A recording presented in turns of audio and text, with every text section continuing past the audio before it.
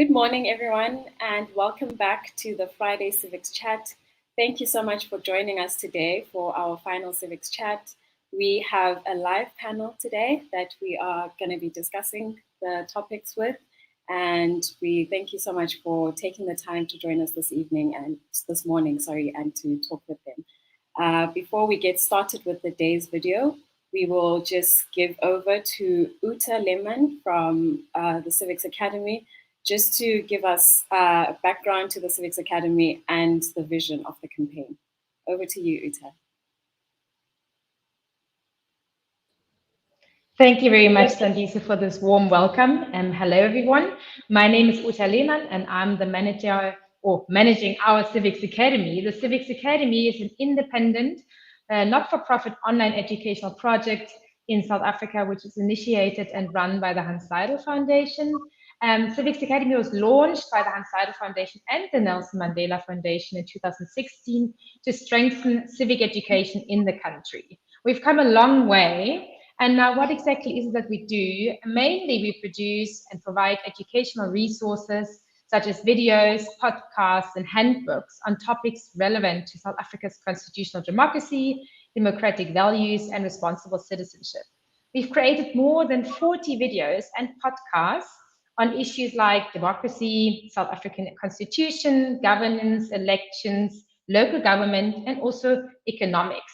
The aim is to provide anyone and everyone with the tools that they need to be active and responsible citizens. Our content is used by different educational institutions, youth initiatives, local government, as well as the broader public. It's all open access material that you can access via our Civics Academy website, as well as via YouTube. And what we want to do is we'd like to add value to existing initiatives by providing learning materials and by sharing methodologies on how these materials can be used. Now, in the months leading up to the local government elections, together with Tree Shake, we are running an educational campaign which was releasing one short video clip daily on the topics that I've mentioned. Each video covered about 2-3 minutes on democracy, elections, and especially local government, as we're heading into the local government elections on Monday. And we're so thankful for having received such an amazing, warm, and engaging response from everyone, from the community, and from everyone interested in civic education. And today we want to wrap up this campaign with our video, Why You Should Vote, and a short panel discussion that goes beyond voting on the meaning of civic education for South Africa and for all of us.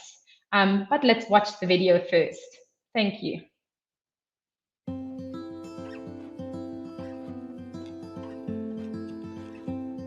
Welcome to the Civics Academy Election Series. In these videos, we explore different aspects of elections and why they are a central feature of democracy. In this video, we look at why we as South African citizens should vote. Life in South Africa poses many opportunities and challenges, and we all have different ideas about how to make our country a better place in which to live. In any democracy, the power and right to govern should therefore ultimately lie with the people. During apartheid, millions of black South Africans were forced to live under the decisions of a government for which they were not allowed to vote. The right to vote was perhaps the most important driving force behind the liberation struggle. The principle of one person, one vote is the cornerstone of a democratic and free society and the basis for racial equality. But because we cannot all be politicians, we delegate this representative power to our political leaders. To do this, we vote. When we vote in elections, we choose who we think should represent us and our interests in government. By voting for them, we give permission or mandate to politicians to take decisions on our behalf. That's what we call a representative democracy. All our democratic representatives are expected to respect the country's constitution and represent voters' interests when governing the country. Now, how does voting benefit us ordinary people? It is important to understand that when we vote, we don't just choose a political party or certain politicians, but we influence the future of our country. If your community needed to vote on an issue, but very few people participated in the process, this could result in unpopular decisions being taken. Let's say, for example, there are 1,000 people in your community and only 100 of that 1,000 came out to vote. And of the 100 people who voted, 80 people chose to vote for a very unpopular position. This means that 80% of those who voted supported the unpopular option. If everyone has to abide by the decision, it will not reflect the will of the majority, since less than 10% of the community chose to or were able to vote. So, even when we feel dissatisfied with the choices offered by our political parties, it is still important to vote, even if it is for the least bad option. Declining to vote does not punish candidates or political parties, it simply means that fewer people vote the winner into power. Political leaders and parties make decisions that affect our lives. They formulate and implement policies about issues such as healthcare, education, housing, water and sanitation. They also have an enormous amount of power over the money we pay to government as taxes. Thus, we should think carefully about who we want in positions of power. When we think about who to vote for, we should look at their policies and whether we think the party will be responsive to our interests and needs.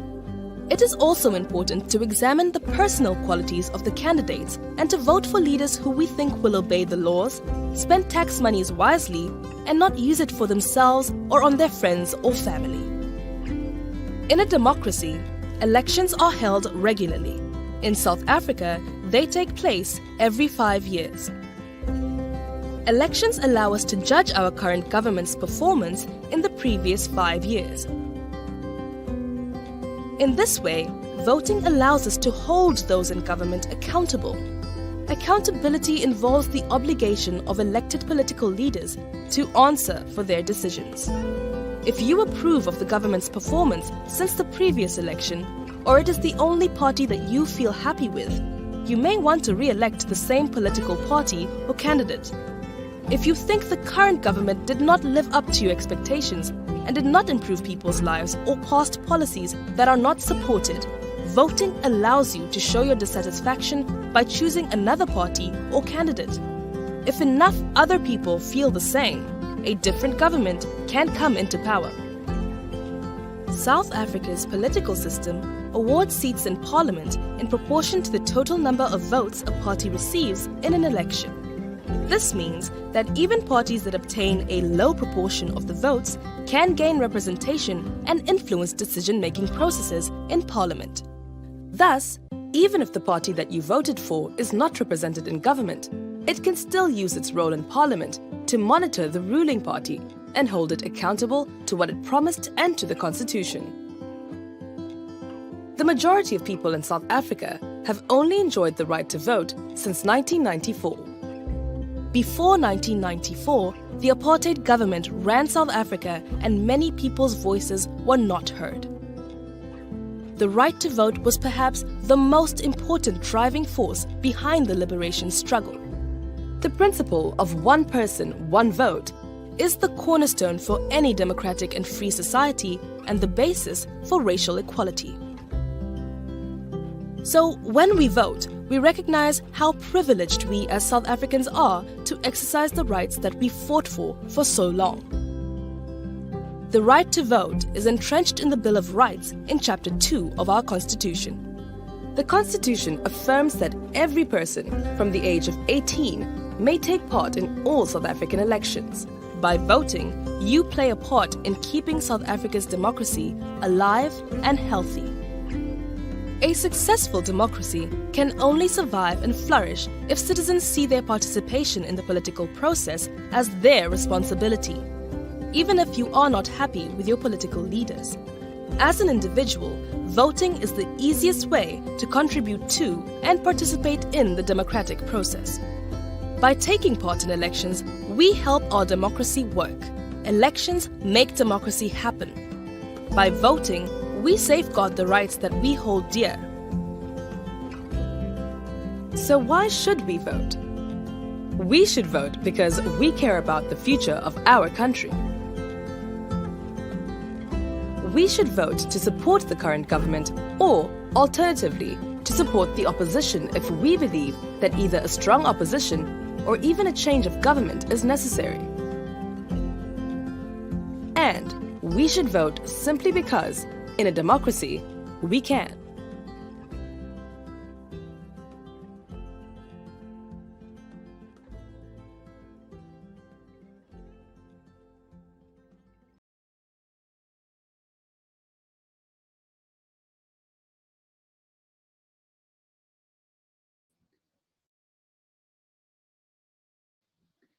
Sandisa, you're on mute. Thank you for watching, everyone. We are mindful of time since it is a Friday morning. So with that done, we will now move straight to the panel. We have seen a number of questions from the Facebook channels as well as YouTube, and we promise that we will address those either in this panel or on the social media platforms. So thank you for those questions. I will start with the first panelist. I would like to bring to the screen Wantu Madonsela from the Tuma Foundation. At the risk of sounding like I didn't watch the video, I will pose the first question. If you have voted, if you have registered to vote on Monday, why should you?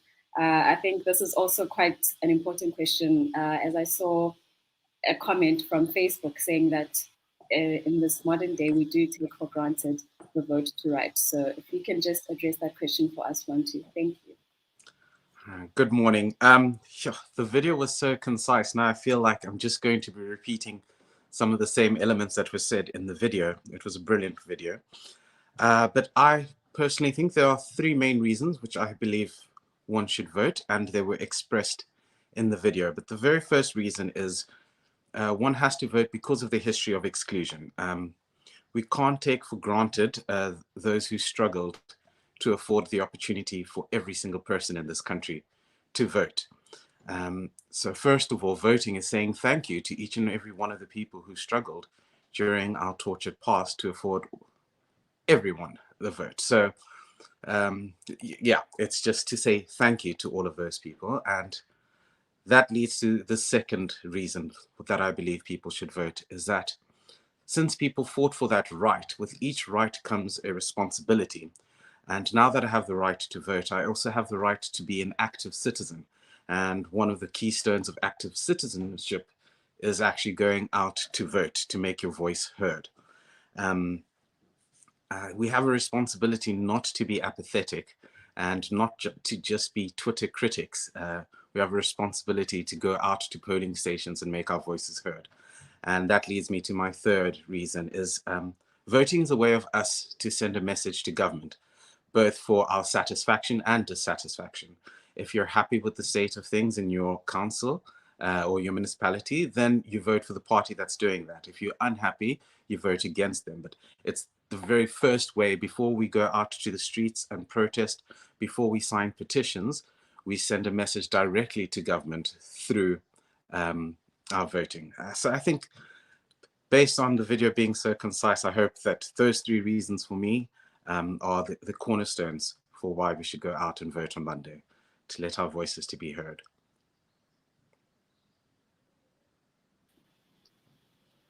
Thank you, Wantu. Powerful words indeed. I will now invite to the screen Efan Mangera, who is from the Hatrada Youth Foundation. Thank you. I can see you now. So just linking also to the question that was posed to Wantu, I will ask to you, why is civic education, why does it remain necessary in 2021 South Africa, taking into consideration the history of our country? Thank you so much. I think let me start off by saying, as Wantu said, our responsibility in this country is really high, because we come from a legacy where people had fought and died for this. On Wednesday, we commemorated the 50th death anniversary of Ahmed Timol, who was flung from the 10th floor with what was known as John Foster. People like him and thousands more have died for this democracy. And we really have to ensure that we make this democracy work. Why civic education is important. At the Kathrada Foundation Youth Activism Program, we have embarked on a very massive project to take forward the legacy of Kathrada, but also ensuring that through this legacy, we are able to ensure that civic participation is at the core. We want youth clubs to participate in their communities and engage in community work. Civic education really teaches us about how does this system of democracy work and how do we then make this work for us as a community. In addition, I come from a teaching background. I know that in the school system, we really have a lot more to do as far as ensuring civic education is taken forward there. But we live in a participatory democracy, and many people don't realize that while we do have those rights, as the video has shown, the right to vote, the right to be part of the system, young people today have grown increasingly dissatisfied and uh, there's an overall dissatisfaction with the system, and this is because they feel like the system doesn't work for them. And in order for us to start changing that dynamic, we really have to teach and empower young people to know that with rights comes responsibility, and that they have to be actively participating in these processes to ensure that their voices and their issues and their problems are heard. So we use civic education as a tool to ensure that we empower people, but also that they realize that there are many forums within the democracy where they can participate, whether it's at a local level in IDP processes or at the ward committee level and so on. But increasing in that is realizing that you can stand as independents, you can also stand as a young person for election if you feel like you have the ability to do so. And I can go on speaking about this topic, but it's necessary because post-democracy, we haven't done enough to realize how does these systems work? What is the difference between national, provincial, and local government? How do councils work? And I really want to thank Civics Academy for this, because we embarked on a massive program-wide project called Youth for Civic Change. And it's a partnership with Accountability Lab and ourselves to ensure that we take to the ground this kind of education. We screened many of your videos, and we'd like to thank you for that, because they were informative and really probed young people's understanding of how they can participate at local government level. So it is utmost important, and I really think that we perhaps should look at how do we then take this kind of information and education to the grassroots organizations, to the grassroots, not even grassroots. I mean, today I'm at a school in Orange Farm doing a tree planting program, but I've just spoken to the teacher who said, this kind of program is very important because young people today will benefit, and by tomorrow or in a few years' time will come back and say, thank you for this, because it really opened up my mind as to how this, our democracy works and functions. So it's as important as any of the other educational subjects that we have in school. And I would say, if not the most important, coupled with human rights education, that should be a standard for all young people going through the system, and also all old people as well. We know that there are many people who've grown up in this democracy who don't understand it fully. So I think I'd leave it there, but a huge thank you once again to Civics Academy for giving us the tools, giving us the education that we can take forward in our community work.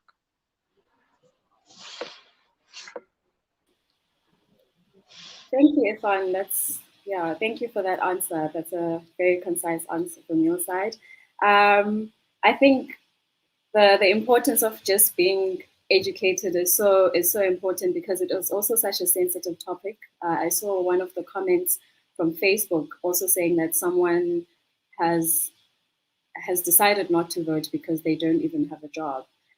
So it is, I think, personally at least, it is so important to have an understanding of what your vote does, how the whole process works, even if you're not necessarily voting, or the outcome of the voting process is not one that is your personal preference. So thank you for that, Ifan. I will now hand over to our last panelist, Robin Mawat from the Independent Examinations Board of South Africa. The question that I pose to you, Robin, is, so we know that civic engagement begins with civic education, but doesn't end there. Why is that? Thank you. Thank you very much. And thank you for the invitation to speak to you today. And although I'm at the Independent Examinations Board, I think as a history teacher in my previous life, I think perhaps that's actually given me further insight into this space. And I agree with Efon in terms of talking about the curriculum in South Africa, the CAPS curriculum.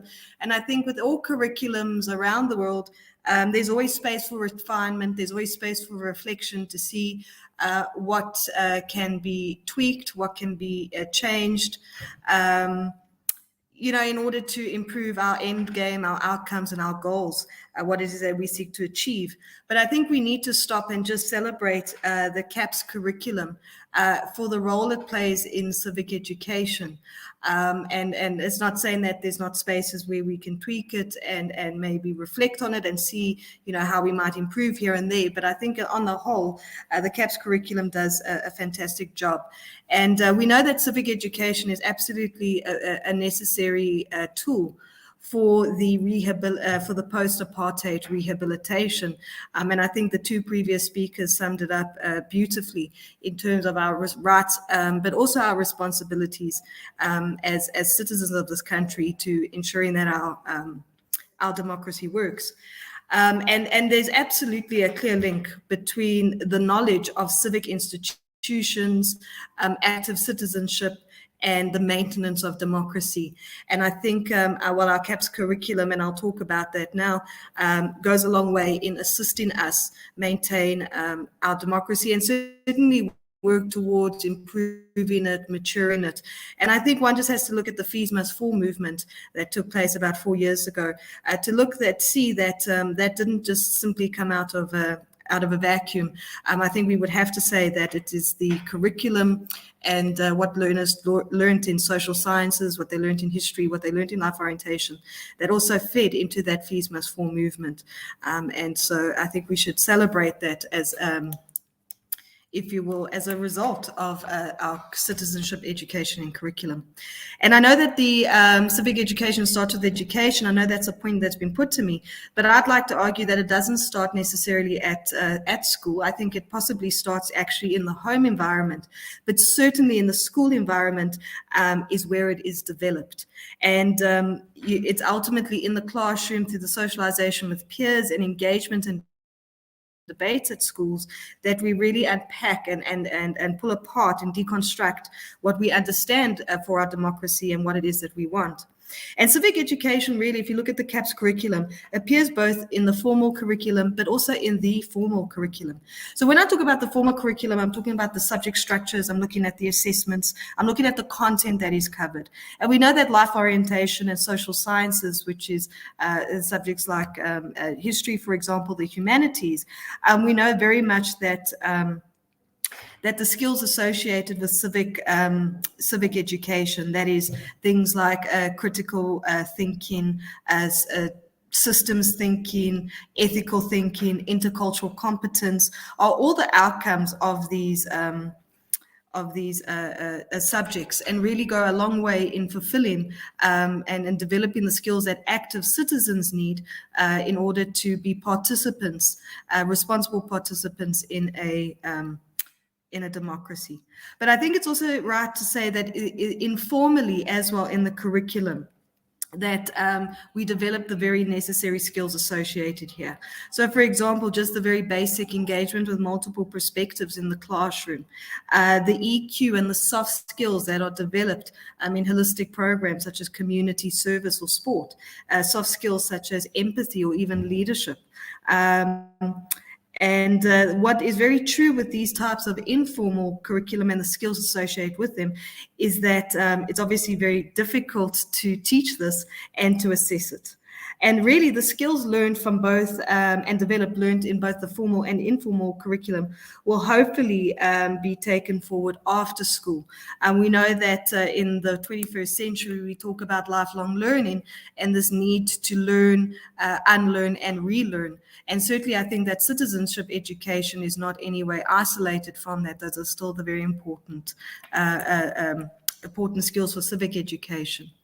I think on reflection and just in summary, I think that our CAPS curriculum has done a wonderful job in helping develop learners who really can, who at school level are active citizens and participating in democracy. But even after school, like I say, with the Fees Must Fall, we see that they take these skills forward. What do we need to do going forward? Well, I think on reflection of our curriculum, we have to make sure that for good civic education, the civic education needs to be rigorous, it needs to be deliberate, it needs to be overt. But also at the same time, I think schools just need to ensure basic infrastructure and access to information is absolutely pivotal. Access to broadband and the internet so we can engage with information is absolutely important. And finally, I think the status of civic education in South Africa also needs to be celebrated. I think we need to reflect on the status. We know life orientation in some circles has a very poor name, and I think we need to celebrate it more and really promote it so people can start to understand the very important skills that they teach, the subject teaches you. So thank you very much for the invitation to speak with you, Sandiso and Civic Education, Civic Academy. Thank you. Thank you for joining us, Robin. We just have enough time to call upon just a final reflection from each of the panelists. I just want to say from my side, thank you so much to the panelists and to our audience for joining us. This whole campaign has been a huge learning curve for me. I feel empowered as we go into voting on Monday, and I hope that the feeling is general for everyone out there. So I will start off with 1-2 and hand over to Ifar and Robin, and then finally also hand over to Uta just to say our goodbyes. Thank you, everyone. Thank you for the opportunity. I'd just like to say, as the Tuma Foundation, we have a project called Enterprising Communities, where we've gone into communities and we try and upskill them in terms of their knowledge of what they can expect from government, but also what they can do for themselves. And after having done this for 3 years, just watching these videos, I learned so much myself. And even though I'd had to learn previously to train people, there were so many things from these videos that I didn't know myself. And it really taught me the great importance of civics education. As much as you think you may know, the reality is you don't know it all. So I really appreciate that the work that you guys have been doing. And I encourage people, not just for learning these things now for the elections, but post the elections, in order to hold your government accountable, you need to know what you can hold them accountable for. So thank you for sending this message, and I hope it spreads and that we don't stop civic engagement now. We're not like politicians who do things just for elections. It's something that should continue for the 5-year term. So that's all from me. Thank you so much.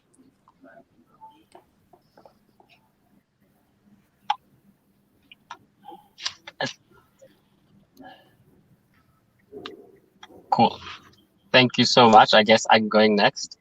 In an increasingly polarizing world where democracy is challenged not just in South Africa, but across the globe, there are challenges, huge challenges, from localized issues to really macro issues where, in fact, across Africa, we know that are continuously fighting against armed conflict and so on.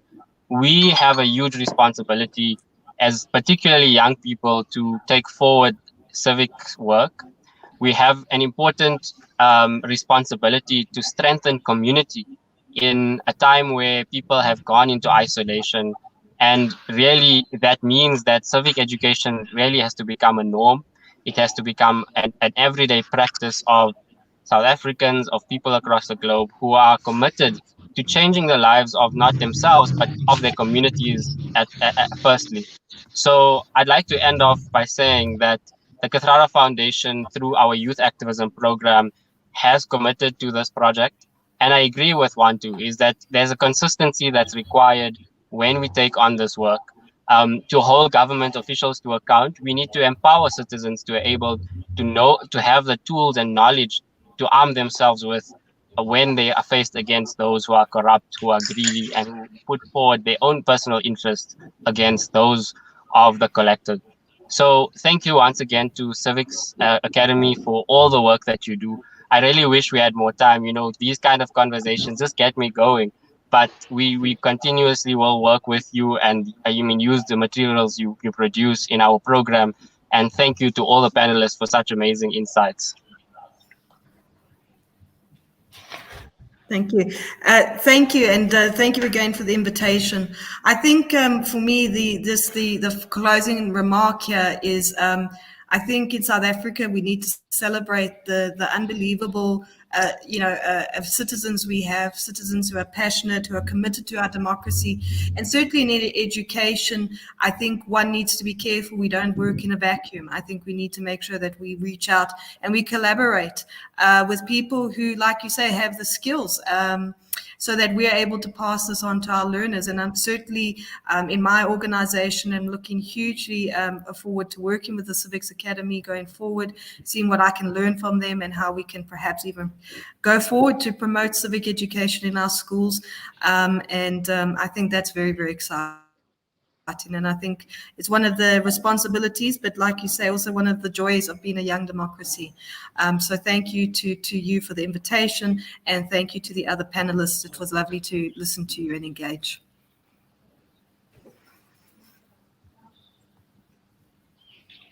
Thank you very much, everyone.